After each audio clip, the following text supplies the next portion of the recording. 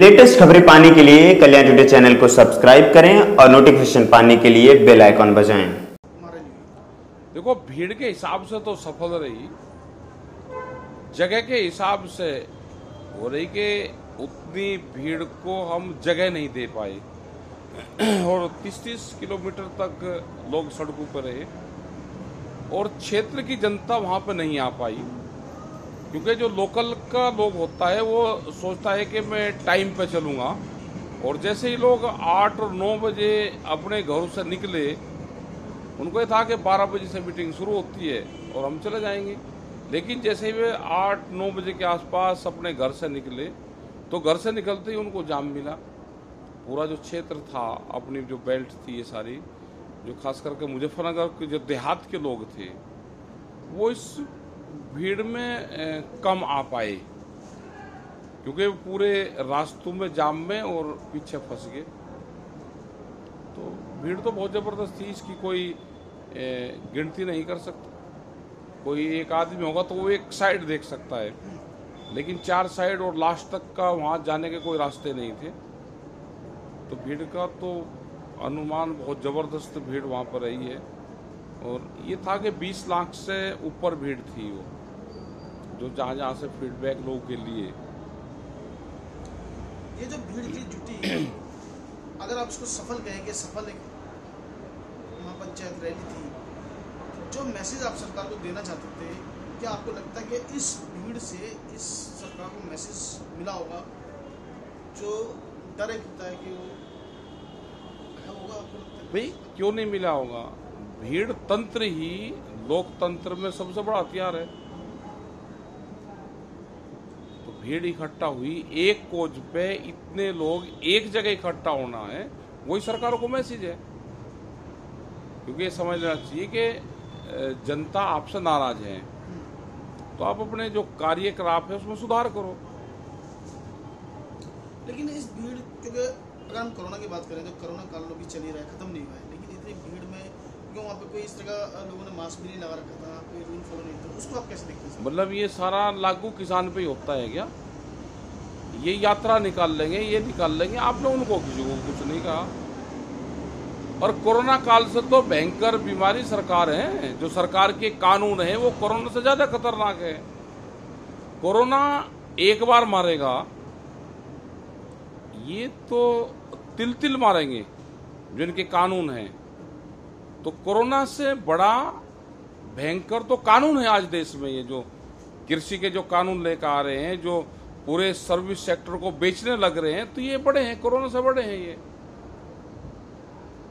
Corona में तो अपने भाषण में कल आपने कई मुद्दे उठाए। आपने कहा कि भारत बिका हुआ है, सरकार बेच रही है, भारत बिका हुआ है, ऐसा आपने कहा जी। आपने कहा कि रेड फोर्ट बिल आपको धोखे से ले जाया गया। क्या आप उसको कैसे कहेंगे कि धोखे से? आप दिखाओ उसको कि कहाँ बैरिकेटिंग उन्होंने लगाए। जो रास्ते हमको पुलिस प्रशासन सरकार ने दिए, उस पे बैरिकेटिंग पक्की, वहां पे वाटर कैनन का इस्तेमाल, पक्की 4-4 और 10-10 लाइन की पक्की बैरिकेटिंग करी गई, और दिल्ली जाने के रास्ते खोले गए। इन किसानों को पता है कि दिल्ली के कौन से रास्ते हैं। ऊपर ये 6 लाइन ऊपर जा रही है, 8 लाइनों का हाईवे, किसानों को पता है कि कौन सी लाइन से जाना है। आपने कहा कि आप धरना स्थल नहीं छोड़ेंगे। हम क्यों छोड़ देंगे धरना स्थल?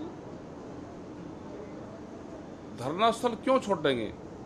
जब तक कानून वापसी नहीं होगा, ना हम धरना स्थल छोड़ देंगे, ना हम आंदोलन छोड़ देंगे। सरकार बातचीत करे, हमने बातचीत के रास्ते हमारी तरफ से खुले हुए हैं, सरकार की तरफ से दिल्ली के दरवाजे बंद हैं।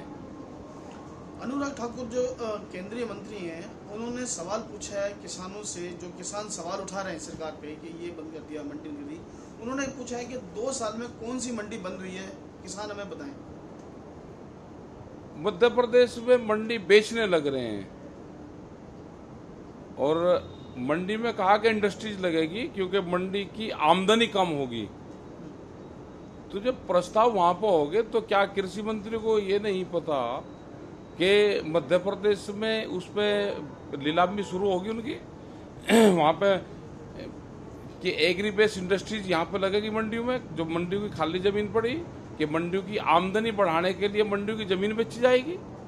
तो पहले उनको ज्ञान प्राप्त कर लेना चाहिए कि आप क्या स्पीच दे रहे हैं, और पूरे देश का डाटा उनके पास में रहना चाहिए, क्योंकि जब टीवी पे बोलते हैं तो उनको पता रहना चाहिए कि मंडियों की जमीन बेचने का प्रोग्राम देश में शुरू हो गया है। मध्य प्रदेश सरकार से उन्होंने प्रस्ताव मंगा लिए हैं, उन्होंने प्रस्ताव मध्य प्रदेश सरकार ने मंडी बोर्ड से। संजीव बालियान साहब ने आप लोगों को कहा है कि अगर आप राजनीति में आते हैं तो वो आपका स्वागत करेंगे। नहीं, राजनीति में तो हमको तो आना ही नहीं है, वो अपना चुनाव लड़े, हमें कोई राजनीति का नहीं। हमारे इशू हैं, उन इशू को सोल्व करवावे। जैसे दूसरे लोग बीजेपी में रहते हुए किसान के पक्ष में बोल रहे हैं, जो MP MLA विधायक किसानों के पक्ष में नहीं बोल लगा तो जनता उसका ध्यान रखेगी। संजीव बालियान को किसानों के पक्ष में आना चाहिए, जनता ने उनको वोट दे रखी है। हमारी भारत सरकार से बातचीत करवावे, जैसे वरुण गांधी ने कहा, सतपाल मलिक ने कहा है, तो ऐसे ही जो किसान विचारधारा के लोग सरकारों में शामिल हैं, उनकी बड़ी जिम्मेदारी ये बनती है कि वे आगे आए, सरकार उससे कहें कि किसानों से बातचीत शुरू करो, जो मसले हैं इनका समाधान करो। हमको कोई राजनीति नहीं करनी है। कुछ राजनीति के बड़े सितारे जितने भी रहे, कई बड़े लीडर हैं, चाहे वो सब यादव जी हों, वो आंदोलन से ही निकल पाते हैं। जैसे अपने केजरीवाल जी एक बड़ा आंदोलन किया, सफल हुए पूरा राजनीति। क्या देश को फिर कोई ऐसा नेता मिलने वाला है राजनीति का? अब पता नहीं कोड निकल का है, हमें तो ज़्यादा जानकारी की चीज़ों की है नहीं। जिसको राजनीति करनी होगी वो राजनीति की तरफ चल जाएगा, जिसको आंदोलन करना होगा वो आंदोलन की तरफ चला जाएगा। ऐसे ना हम किसी पे बैन लगा सकते कि आप आंदोलन कर रहे हैं, आप राजनीति में नहीं जा सकते। सबका जब वोट देने का अधिकार सबको है, तो राजनीति का अधिकार भी सबको है। जिसका मन जहाँ करेगा, स्वतंत्र देश है, उसमें जा सकता है। तो संयुक्त किसान मोर्चा से भी कोई निकल सकता है?